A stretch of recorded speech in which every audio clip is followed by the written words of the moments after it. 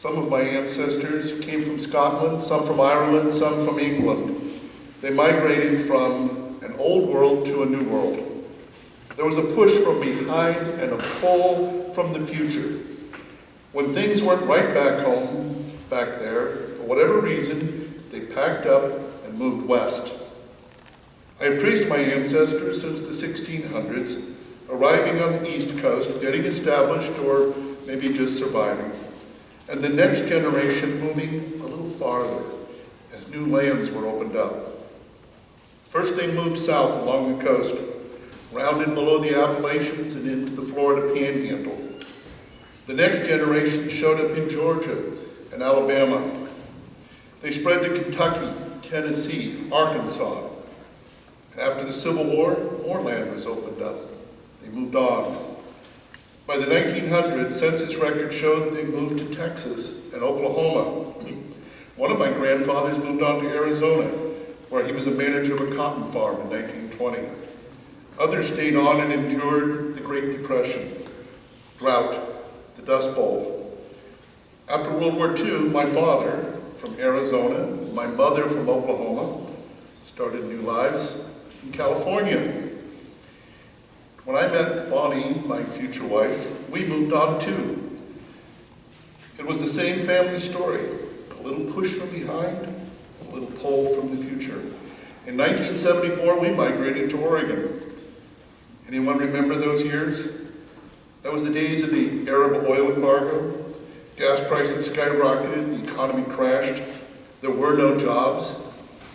But we found a piece of land, 10 acres near the Umpqua River, for $1,000 down and $100 a month.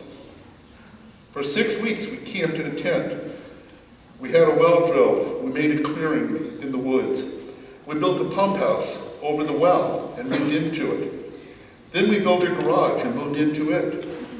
I worked at odd jobs, pouring concrete for the phone company, doing hay for a local farmer. Every time we got $5, we bought nails and more lumber. We had our own land. We survived. For 500 years, millions of people have migrated west.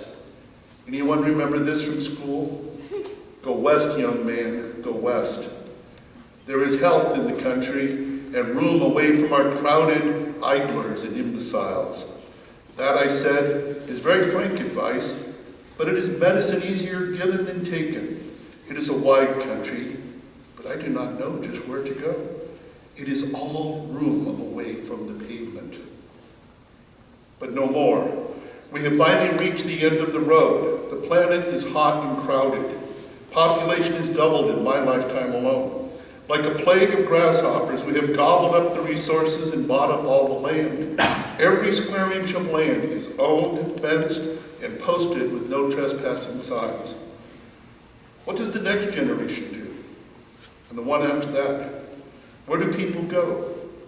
The Great Recession of 2007 has not gone away. Sure, a lot of us are doing fine, but many people cling to the edge or are already homeless. Homelessness is happening everywhere. Some say it is far worse in other parts of the country, but let's bring it on down to Eugene, where we live. Downtown Eugene is now thriving again, thanks in part to the public safety zone and exclusion policy that are cleaning our streets of undesirable elements, many of whom are homeless. Clean streets and thriving business is a good thing, but where do people go when they have nowhere else to go? I don't think it comes as news to most of you that homeless campers have been in the headlines all month. On July 10th, local newspapers announced that the Bureau of Land Management, Oregon Department of Transportation, and the City of Eugene Parks simultaneously were giving notice to all homeless campers that they had until July 29th to clear out and move on. By one estimate, at least 150 campers were evicted from the Bertelsmann Natural Area alone. I spent several days this past week in the wetlands doing video interviews as part of a crew doing a documentary. One question we asked was, where are you going to go? Some shrugged their shoulders, some were silent. But the most common answer was, outside the city limits, I'm going west.